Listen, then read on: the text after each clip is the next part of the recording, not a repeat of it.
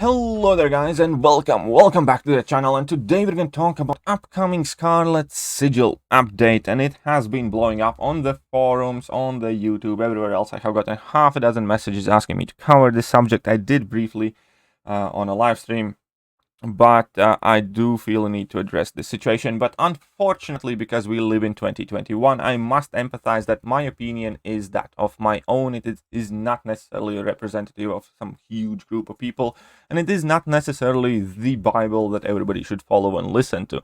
Your opinion is yours, my opinion is mine. I do not think that mine is anyhow inherently better.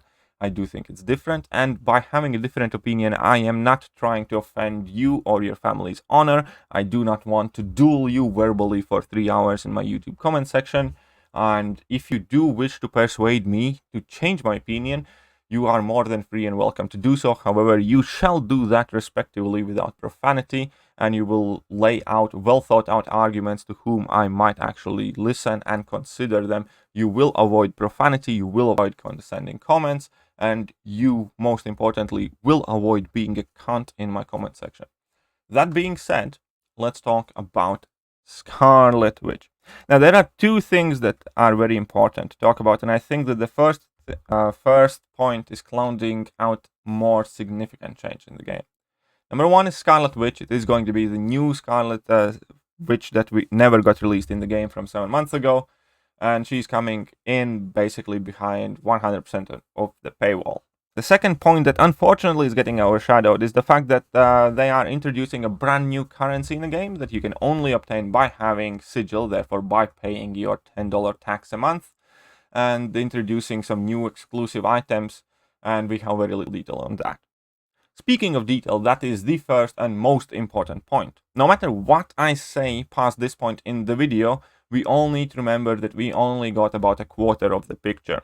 We do not know when and how Scarlet Witch is going to be made available to other people after the 6-month deadline that they have showed. Therefore, half of the outrage there should be immediately nullified, because playing the game as standard, majority of the people who do not spend money typically get to the champions only 6+ months later. That's one very important detail that we do not know, and it does not necessarily mean that if you don't spend, you will never ever have a chance to acquire Scarlet Witch Sigil. We just don't know. So save your rage, or I don't know, whatever that is. And moving on, another important detail we do not know is we do not have any idea about what items will there be, how important they're going to be, how much of this currency is going to be available, and how much it is going to be needed, how exactly it's going to function, and what kind of level of advantage it is going to give to anybody who has Sigil compared to who doesn't. And that is the most important thing in this discussion. Scarlet Witch is a single champion that likely is not going to change the game's meta. Remembering her ability, she seemed like a good niche champion. Maybe I am underestimating her, but I doubt that she's going to be the next Dr. Doom, and therefore people who spend is going to acquire another 6-star champion, big woof. People who spend already acquire more 6-star champions than people who don't by default. So that is going to be the first main point. We have had this situation before, and if you are not playing this game for a very long time, you might not remember the time when 4 stars were the top of the game, when 4 stars were all that mattered. Even at a time when 5-star rank 4 started to appear, 4-star champions were still the ones running the game. And there is a champion called Deadpool. Everybody loves, 100% before Paygate. And even though today having a 3 or 4-star Deadpool means nothing outside of having a neat action figure that you can look at, there was a time when he was one of the best champions in game with the most powerful regeneration, and he gave a significant advantage to anybody who had access to him. Even as map 6 started, I recall people using a lot of 4-star Deadpools, let alone when map 5 was the highest map, because you had basically infinite regen and you could save yourself a ton of items. And if you did not have Deadpool, plenty of times you were kind of struggling with your item use back in the day when Alliance Quest was harder than it is now. So Kabam selling a champion is not new. People who are outraged by that, well, quite frankly, shouldn't. Or at the very least, they shouldn't be surprised, because there is historical precedent to that. Now, I'm not necessarily saying it is a good thing. All I'm saying is, when you open a new account and when you log in this game, that 3-star Deadpool offer is one of the first things you see in front of you. And even though that 3-star Deadpool doesn't matter today, back in the day it did. When the game first came out, having a 3-star Deadpool and then managing to awaken him was potentially game-changing and a huge boost to your account progression. So at that point, you should already have had some sort of premonitions what kind of game you are playing. Now, this game has a lot of good things about it, but it definitely has a lot of downsides. And being heavily monetized is definitely one of them. So I can understand people not being quite happy with this new revelation that Kabam likes money. They should hardly pretend to be surprised. That's the first point. The second point is the game in itself right now is already set up where 99.9% of the people who do not spend money do not get the new champion at any meaningful rarity, as in a 5 or a 6-star, up until the time it makes its way into either featured crystals up until 3 months later, or in the basic crystals 6 months later. Because let's face it, if you are 100% free to play, with, I would assume, less than, 10 people in the world exception, you're not going to grind for a featured 6-star. And if you are 100% free to play, with, occasional exception, once or twice a year, if you have grinded for a ton of units and have saved them up, you're not really opening Kabbalah crystals. Or at the very least, you shouldn't, because they are much, much better spent clearing content or buying specific offers with a guaranteed value. That being said, if you are a whale, you get every new champion anyhow as soon as it gets released, because you pop crystals till you get the champion and you don't stop until you do. And you get the new champion immediately. Now, there is a third group of people that nobody talks about, whom might actually significantly benefit from this, and it might be the best change ever for the minimal to moderate spenders. Because in this game, $10, $50, hell, $100 aren't particularly worth much on a single investment. Buying Odin and opening 10 cow crystals more than likely will not get you the new 6-star crystal. Obviously, we all see some crazy openings where somebody hits on 6-star champion, where somebody hits on like 1 crystal or something like that, but there are thousands of people who don't. That being said, if you're $100 in any other game mode or purchase or investment way do not necessarily guarantee you any sort of meaningful value, then the Sigil might over the time. And that would be a very good equalizer from people who are prepared to spend $1,000, $2,000 on Cavalier crystals to acquire champion, to people who are willing to spend $10, $20, $30, $50 to try and get that champion. The fact that this is the way they are introducing the new champion, in this case Scarlet Witch, equalizes the playing field from huge spenders to minimal spenders. And I do think that that is a very, very important point and very healthy for the game. Because it does not only encourage people who otherwise might not want to buy that Sigil to get it, which ultimately is a good thing for the game, but it also neutralizes the difference in between people who have shit ton of money to people who do support the game with as little bit of money as they do have. Obviously, there is still the group that does get disenfranchised, which is free-to-play players, which is the angriest about this situation, which I agree with. But at the same time, I find it impossible to ignore the group of players that do spend a little bit of amount and might find this the best news that they have heard this year coming from Kabam, and they are too afraid to talk about it because all of the free-to-play hate armies are going to come after them should they so open their mouth saying that they personally find it good. I'm not necessarily agreeing with either one of the three groups and their stances on this subject. All I'm trying to say here is that this is definitely amazing news for a fairly large amount of people that actually do support this game with monetary means. Now, the most important thing here when it comes to Scarlet Sigil, and the entire thing boils down to the simple fact whether Scarlet Witch Sigil is going to be top of the meta. Because if it isn't, if she is some mid-tier mythic champion, let's say in forms of Longshot or Mojo or whoever else occupies kind of like the middle lane of the mystic class, that's perfectly fine. Even if she is, I don't know, at the bottom of top 5.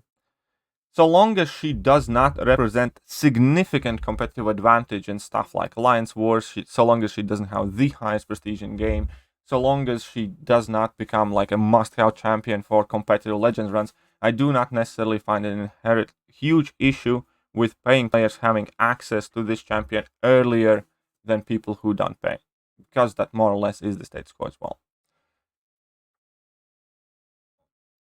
However, if she is either the must-have champion for some sort of Act 7 Legends runs, if she is the highest prestige champion or one of the top 5 prestige champion, or if she is so good that she makes Doom blush and shame, then that's a huge problem. And once again, we do not have all of those details, and we cannot know that for sure. Therefore, I will pass my final thoughts and final judgment for such time when I have actually seen what she can do, how well she can get it done, and what is her impact on a game. If she doesn't impact this game in any meaningful manner, then I have absolutely no problem with one single champion being put behind paywall. Once again, just like they have done with Deadpool, 100%. And let's not pretend that stuff like Wolverine Weapon X is commonly available to free-to-play players and stuff like that. There have always been exclusive champions in this game, and there has been a champion that has been 100% behind a paywall. So this is nothing new, and as long as it does not absolutely destroy the competitive aspect of people who do not have access to this champion, I have no problem with that, especially considering the fact that Kabam states that later on there will be other chance to acquire this said champion. That being said, I think the biggest worry, however, is Summoner's Sigil extra currency, because it is obviously the single most inclusive currency, and that is a new precedent, and that is something worth talking about. And also what kind of rare unique items you will be able to acquire with it and buy it. For instance, if with this currency you are able to buy significantly cheaper Alliance War potions that they do not offer for loyalty but just units so far, I think it could be a huge problem. For instance, if they will, I don't know, put 6-star signature stones on there, it's going to be a huge problem. If they're going to put in anything that is not commonly readily available already in the game for free-to-play players, that will be a huge problem. But again, we do not have these details. We do not know what items are going to be there. And I think overall the most catastrophic version of events would be if they start putting gear system behind this sigil. I think that would be potentially lethal blow for a huge portion of this community and game in general. But without details, it's very hard to pass some sort of final judgment here. Fact of the matter is, again, we only know a few things. We know that Scarlet Witch Sigil is going to be available with the Summoner Sigil. We know that there is some sort of unique currency coming in, and that there are going to be some items that you can purchase with it based on, and you're going to be earning the currency with the weekly event. That's it. I do think it is worrisome. I do think there is definitely a reason to be extremely worried and closely follow the situation. I don't think that there is any reason to be outraged yet. I do not think that this announcement alone in its current state warrants some sort of massive hate campaign. There are too many things that we still need to see and too many details that we have not received. And ultimately, this is, with the exception of a brand new currency, 100% behind the paywall. This is nothing new. Lastly, I wanted to say that you guys know that I like to criticize, you guys know that I do criticize Kabam when I do think they deserve it, and I'm really not trying to defend them, or not that I'm trying not to care for any other players' positions or opinions, because I might not necessarily be in that same group. I understand the worries of free-to-play, and I hugely understand the importance of free-to-play players in this game. I also understand whales and people with moderate spending. For whales, this is nothing. They don't care. For people with moderate spending, they should be happy about it, and they probably are. They're just too intimidated by all of the raging mobs around every single chat room to say it openly, because it is inherently a good thing for anybody who already buys Summoner Sigil, let's say. For 100% free-to-play players,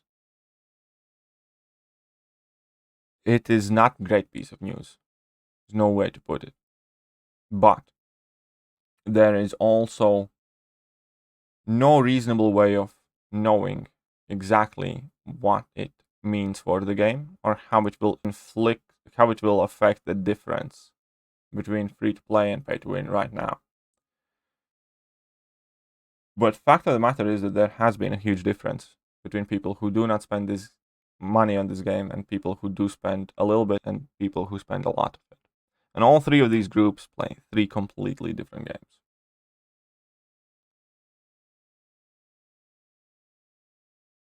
I guess the most important thing that I wanted to say is don't jump to conclusions.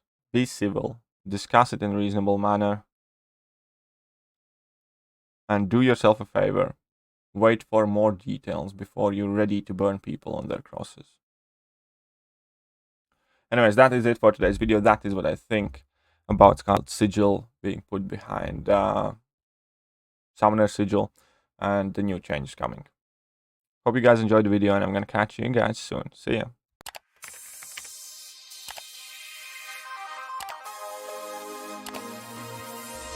Hello there guys, and welcome back to the channel. So we have all the information